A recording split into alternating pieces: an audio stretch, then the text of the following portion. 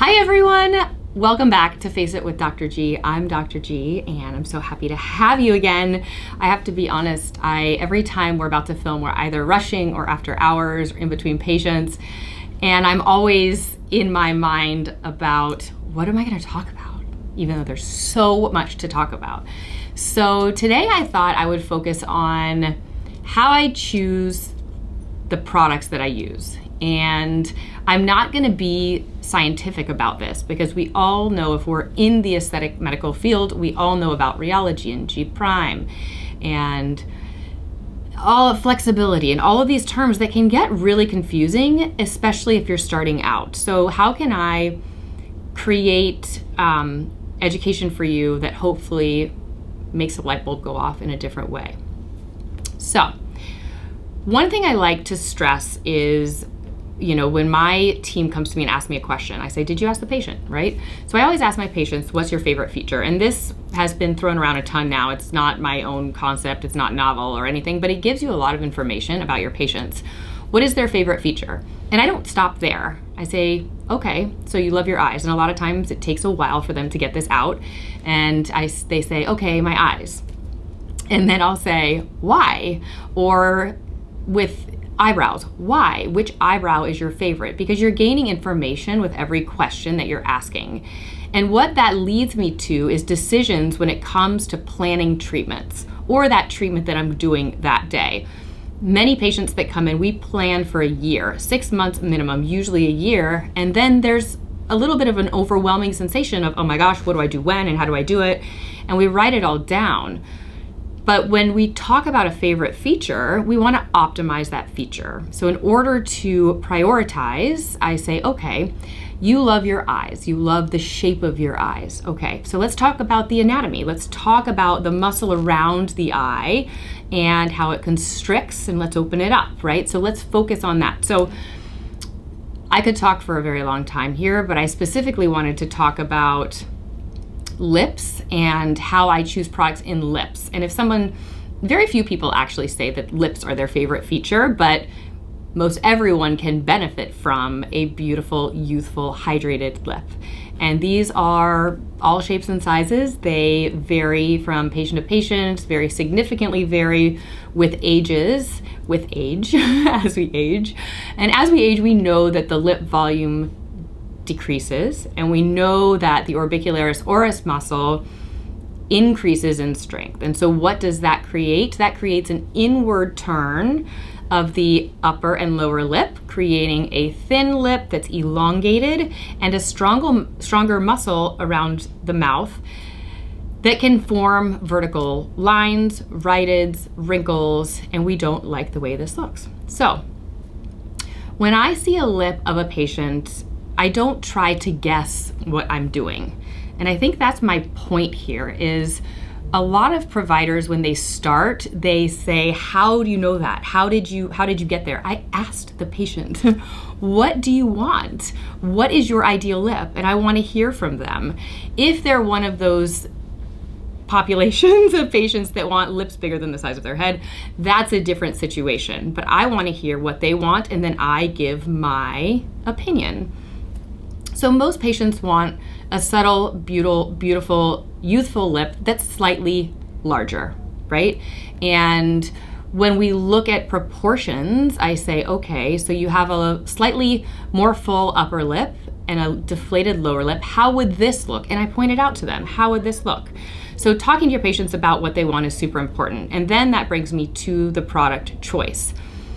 Product choice is super, super important, and we get complications or adverse reactions or whatever you want to call that because of product choice and placement and anatomy. So they're all causative agents, okay?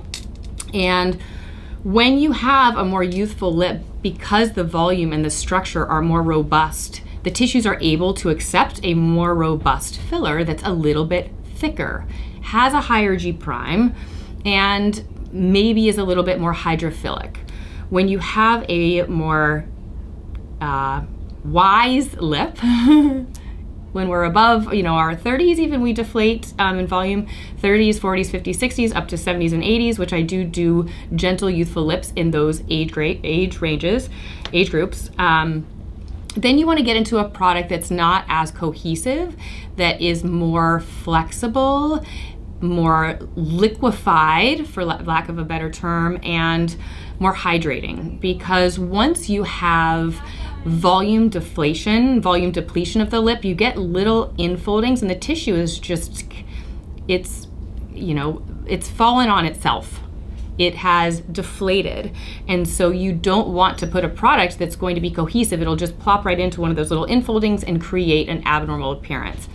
So, let's say we have a 30-year-old patient who's come in, she's had a couple kids, she's feeling tired, everything's falling, her lips are deflated, and she just wants to feel beautiful and gentle and natural. My go-to is typically a combination of a hydrating filler and it's something that is more flexible. I am really loving Restylane Contour in the lips. I usually add a little bit of lidocaine to it. But if it's somebody that has some pretty good volume and they just need some structure and flexibility, I love Contour. It's gorgeous. I also like the combination of something like Revenus Versa that's super hydrating with a flexible filler like Refine or Define. And depending on what you want to do first, if you want to hydrate them first to give you more, to show what the lip shape is a little bit more and then define it, I'll use Versa first, and then I'll layer in the same appointment either Refine or Define for that flexible, subtle definition. Another thing that I love Kiss in a lip. I am careful with Restylane Kiss. I think that it should be used in the younger patient population. It is more hydrophilic, and I think that you just have to be, I'm specifically a little bit more careful, and it's not my go-to choice. There are people that love it. I'm just not one of those, and that's why I'm here to tell you what I do. So I do love, my go-tos are Revenus Versa and Restylane products. Resti L is also really amazing in the lips. Resti L is just one of those go-to fillers, really subtle, really hydrating, blends well with other products like Refine or Define, and is nice and hydrating. So I like that as well.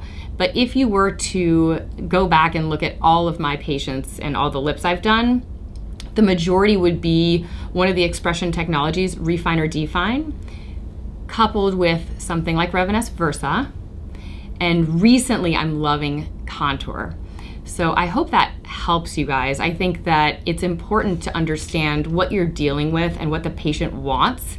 And I also, when I look at a face and I look at the lips, I look at them from afar. So you have to look close up, obviously, but also from afar. It gives you a different perspective of how their lips fall on their face, because the last thing you want to do is put a lip on a face and it really doesn't match.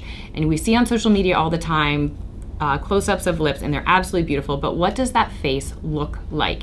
And again, what does it look like from the sides? We want to maximize and optimize proportions and measurements and spatial awareness, per se, I guess, of the nose and the lips and the chin and how they look from the front and from the side. So I hope that helps. This was off the cuff, and I said I'm going to sit down and I'm going to do this because otherwise I'm not going to give one to you guys this week, and I'm so happy that we were able to do that for you. So I hope this helps. Like, subscribe, share, and I'll see you guys next time.